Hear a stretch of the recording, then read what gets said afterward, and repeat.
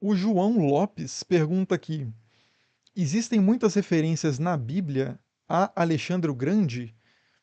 Essa é uma pergunta que é interessante, porque a única referência que eu conheço a Alexandre o Grande na Bíblia é uma referência que algumas pessoas vão disputar se de fato é uma referência a Alexandre o Grande, mas academicamente os leitores, né, do livro de Daniel, em geral, concordam que há uma referência a Alexandre o Grande nas profecias de Daniel, na segunda parte ali de Daniel, né?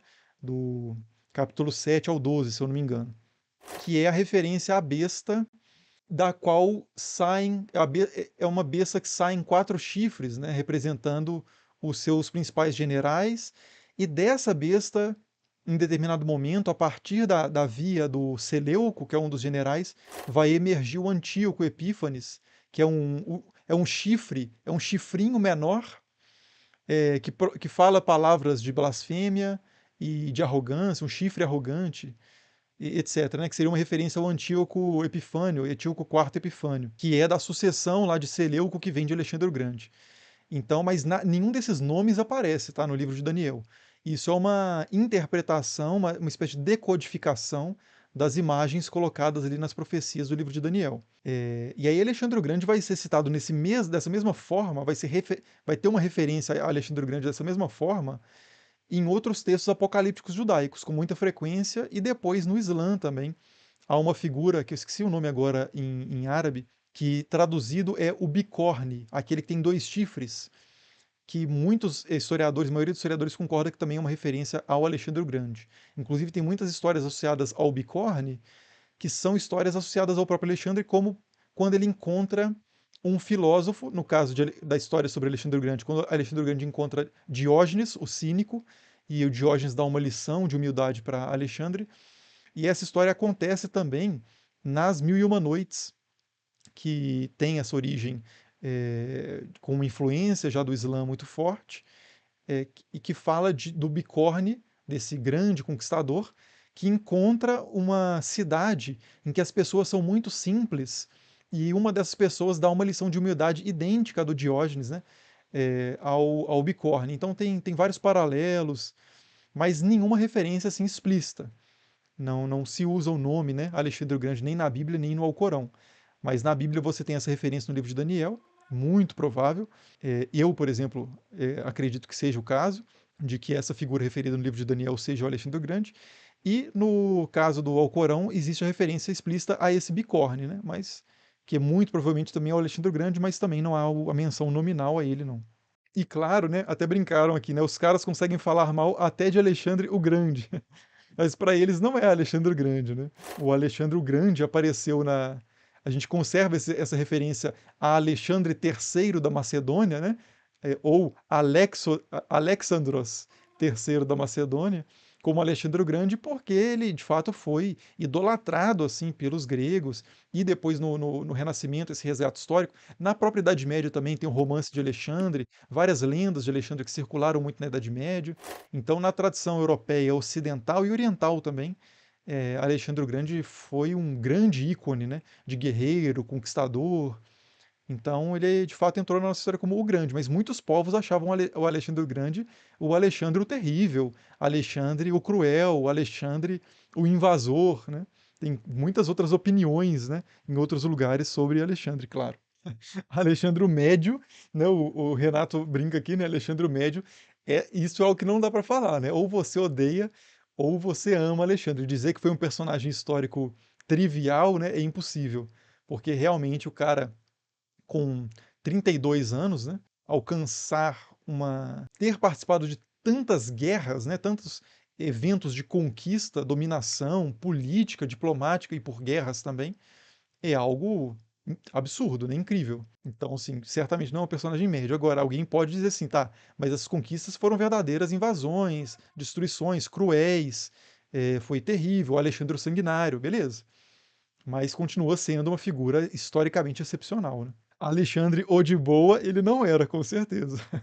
O cara tem que ser muito sangue no zóio, né, como se diz, para sair lá da Macedônia, né, da meiuca ali da Península Balcânica, lá para a Índia, passando o caminhão, né? Não é nada de boa, é um rastro de sangue, sem dúvida, que ele deixou. E deixou um efeito também cultural muito forte, né? Uma figura que espalhou a cultura helenística, dessa matriz grega, né, para muitas regiões do mundo. E por causa das redes também que ele acabou criando no seu império, ele acabou trazendo a influência também de muitos povos que ele conquistou para dentro da cultura helenística grega e europeia também. É sempre uma via de mão dupla essas coisas, né? O Bruno Adão Dias até pergunta aqui: Alexandre não é mencionado em Macabeus na Bíblia Católica? Eu não me lembro.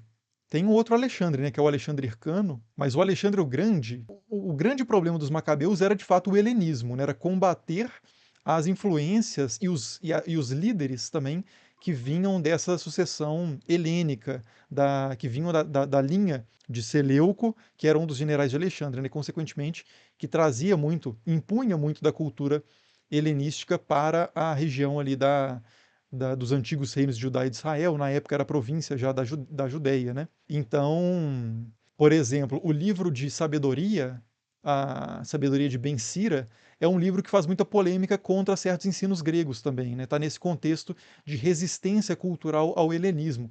Mas mesmo assim, você já vê que a pessoa que está tentando se defender do helenismo já incorporou muita coisa também do helenismo. Mas é um livro desse mesmo contexto, né? Agora eu não lembro exatamente de Alexandre o Grande sendo explicitamente citado em alguns dos livros de Macabeus. É possível, mas eu não lembro. E o rei Filipe II, né, que era o pai do Alexandre o Grande, o Guilherme L. pergunta, com certeza favoreceu muito as conquistas do filho, porque ele que começou a unificação, pelo menos ali da Península Balcânica, da região da Grécia, em geral, né, o domínio, a conquista da Grécia pelo Filipe II é algo que já foi pavimentado ali. Já estava pavimentado pelo pai do Alexandre quando o Alexandre assume o poder, né, quando o pai dele morre. Então, com certeza é uma figura muito importante também, mas como, de certa forma, a escala máxima do império foi alcançada pelo Alexandre, o Filipe II não é muito lembrado.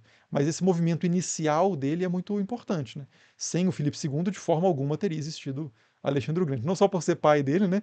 Ainda que alguns dizem que Zeus, na verdade, é o pai de Alexandre o Grande, mas pelo que ele fez politicamente, militarmente também, né? E o Davi Prado pergunta se o Alexandre o Grande brigou com Aristóteles, seria isso? Porque o Alexandre o Grande foi tutelado, né? Ele teve como tutor, como professor, mestre, o Aristóteles. Inclusive, durante as campanhas de Alexandre, o Alexandre mandava muita coisa para o Aristóteles estudar. Comunicava, né, fazia muitos relatos de viagem para o Aristóteles e mandava exemplares, né, de animais, de plantas para o Aristóteles estudar. E muito disso foi utilizado por Aristóteles para escrever o livro, por exemplo, sobre os animais. Aristóteles escreveu muito sobre botânica também, e muito disso se deve ao material que o Alexandre, né, e as expedições de Alexandre, de uma forma mais geral, possibilitaram que o Aristóteles tivesse acesso. Se o Alexandre brigou com o Aristóteles, eu não me lembro de nada sobre isso, não. Mas eles mantiveram, durante muito tempo, pelo menos, contato mesmo quando Alexandre já estava fora, né, da Macedônia. E o Vitor Gabriel de Menezes Coutinho pergunta: macedônicos são gregos? Então, a Macedônia não fazia parte, não era uma das póleis gregas, né? É porque os gregos mesmo, eu não sei exatamente como que seria uma definição mais da própria época do que é um grego, porque eram povos que não se viam como o mesmo povo em boa parte da história antiga, né? Você tinha alguns eventos em que eles se reuniam, mas isso não significa que fosse o mesmo povo.